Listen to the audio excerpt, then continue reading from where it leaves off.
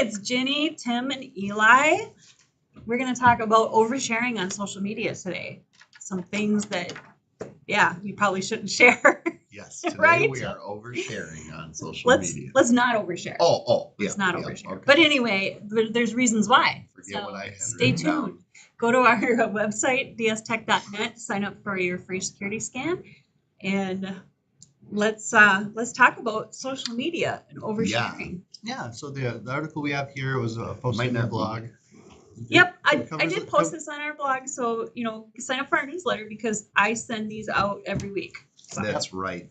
And so some of these are kind of basic things you probably have picked up and learned just over the years as social media has become kind of a new thing, a decade ago where, people are starting to post more and more to where now people are kind of starting to realize they shouldn't share as much information because the information is out there in public and people can kind of scrape it and things like that. So that's kind of what this talks about, how, oversharing on social media isn't about accidentally just revealing your underlying love for avocados. It actually could be something, about privacy concerns. So for example, this one talks about how like someone took a picture and they showcased maybe where their keys were in their house. And if they had some sort of like a cyber stalker, they could look for different things within the physicalness of the house. See what neighborhood that they're into.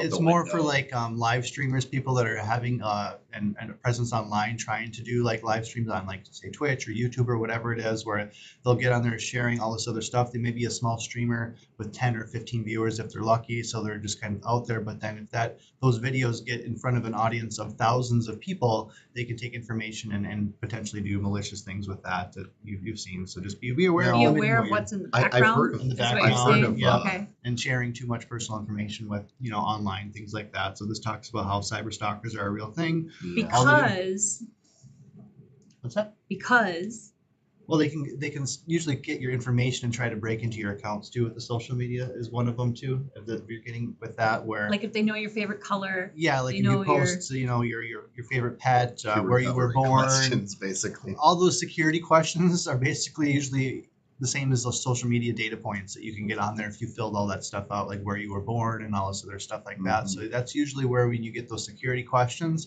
I put in fake answers. Because then if someone did say scrape my social media for where I was born and all the other information, they're not going to be able to use that to try to reset my password because it's a completely different thing. So that's Facebook. Tim's first car wasn't actually a DeLorean.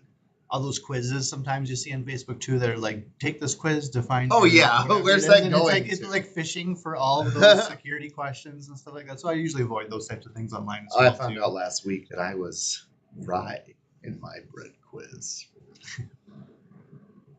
And my social security. No, I'm just kidding. Yep. So it talks about, the cyber stalkers. Identity theft isn't just for movies. So the same thing like your birthday, pet's name, hometown. We're just kind of covering that. They can be puzzle pieces where someone's trying to get all the information from your Facebook, maybe from your LinkedIn, from all this stuff, kind of making a profile of you. And then they can try to log in and reset some of those security questions and try to get into your stuff. Also, job interviews come with social media checks nowadays too. Just be aware of what you're posting, things like that.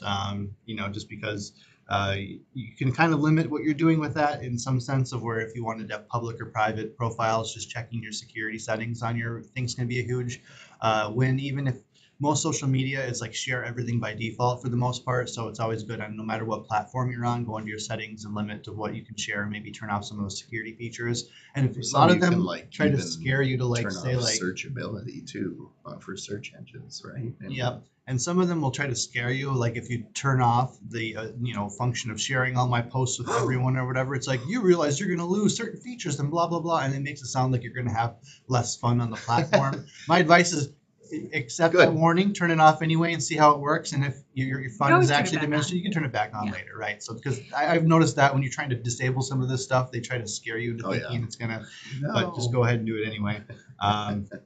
So that talks about here, privacy settings are your friend, take control who sees what, review posts, all that kind of stuff.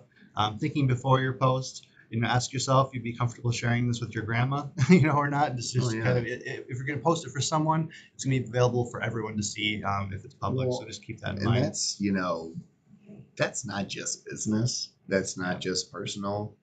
That's like everything. My wife and I'm a dad, so obviously I'm always going to relate stuff to that. But, we have beautiful children. I'm not going to tell you how many. because that would be oversharing. But anyway, we had to talk about who we, who can see our posts.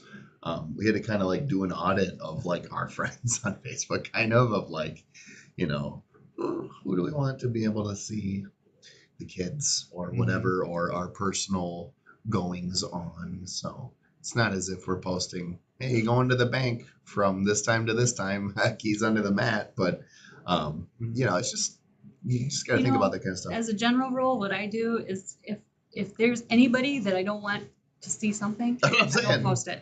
Well, of Period. course. And then course, then I have my close friends and family that I'll just like send a text in our group text. Private message or whatever. Yeah. Be like, here's the photos, and don't even make a post of it. But Definitely. that, And for me, it's just like, we do have some close family members that are not physically close. It's just like they're, miles and miles away. It's like good way of sharing the pictures and whatnot. But definitely you want to be more aware of what you're doing. Well, and you see like that she too. said, just if you can, send it in a message. When in doubt, don't do it. Yeah, exactly. Yeah, if you're worried about it, it's probably not a good idea. If there's a little bit of doubt, just don't do it. Right. It's not a There's big that phrase, the internet is forever, where you hear stories more of the news or someone in a high profile tries to erase their social media really quickly or something, but people will always find the archive and pictures and whatever it was that existed. So just keep that in mind, whatever you're Yeah, it's posting. not like you have access to probably up there. Facebook's server. It's Right? usually I when mean, it's- so It's usually when it's screenshots there. get posted too, is when they're Or get Snapchats. taken down.